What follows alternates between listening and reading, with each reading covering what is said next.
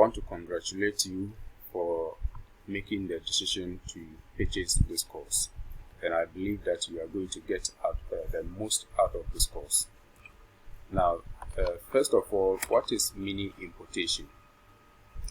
Importation generally is talking about buying goods and services from one country into the other to sell.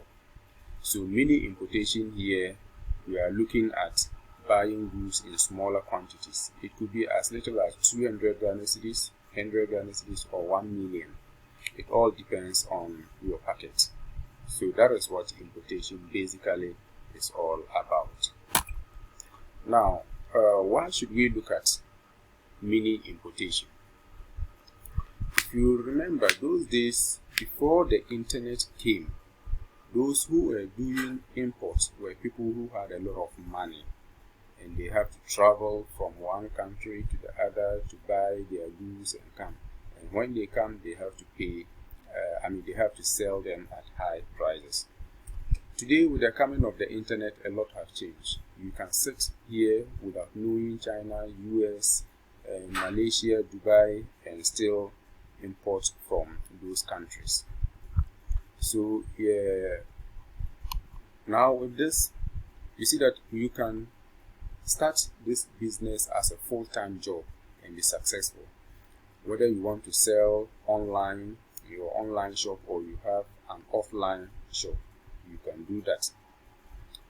It could also be a part-time business. You already have a job, but then you need a second income. That is good, so you can equally do that. It could also be for other personal reasons that you are starting this business, and it's very good. You are going to get the best out of it. Now, what are the myths when it comes to importing from China? I'm using China because it's going to feature a lot in this video. Remember, China is the most populated country in the world. Nearly a large number of factories or companies belonging to US and other European countries are in China. The reason is that there is cheap labor and the country is highly industrialized now.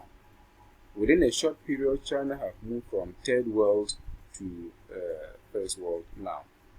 So that is it. You can get goods at a very cheap price.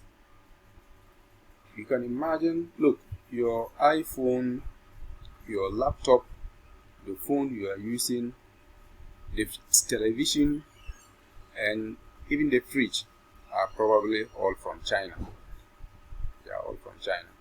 If you open your laptop right now, you realize that a lot of the parts are made in Taiwan and all those places. Now, let's look at the importation cycle. When we say importation cycle, what does it mean? So you see, this is you, a buyer, or your agent who will do the purchasing for you. So you place an order, then your supplier will receive your order, will sort them, and then get you your goods. Then once your supplier does that, then you pay. In some instances, your supplier can create the order for you, then you pay. Then your supplier, you give your supplier your shipping address. In this case, a local agent in China that your supplier will ship the goods to. Now that one they will charge you, so your supplier will add the cost of shipping to the cost of the goods that you are purchasing. So it will be added and then shipped to your agent warehouse. Your agent here is the company that is going to bring your goods from China, Malaysia, or wherever, or Turkey to Ghana for you. In this case, we are using China. So they have two warehouses, one warehouse for airline and one other two for sea. So your agent, they have two offices, one in China and one in Ghana. You get that? So this is the China office. So they will ship it to Ghana. So it could either be by sea or by air. It all depends on the one you choose. By sea is cheap, but it will take time. Air is fast and it's also costly. So your agent, when he gets to Ghana, your agent will take care of the customs and clearing, everything. They will take care of it. So from the port, whether it's land port or sea port, they also ship it to their warehouse.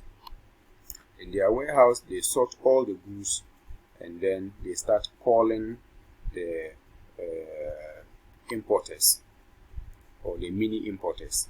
So your supplier will then call you and then give you your bill. Even when it gets here, they'll call you and give you your bill that this is how much it is. But then you wouldn't pay yet until it gets to Ghana. When it gets to Ghana, that you will pay for the cost of shipping or the courier or freight forward services. Then you pick your goods and then you can repeat the cycle. So in short, this is what the importation cycle is all about. So services like FedEx, DHL, and other Alibaba courier services are fast. They are very fast, but they are also very expensive.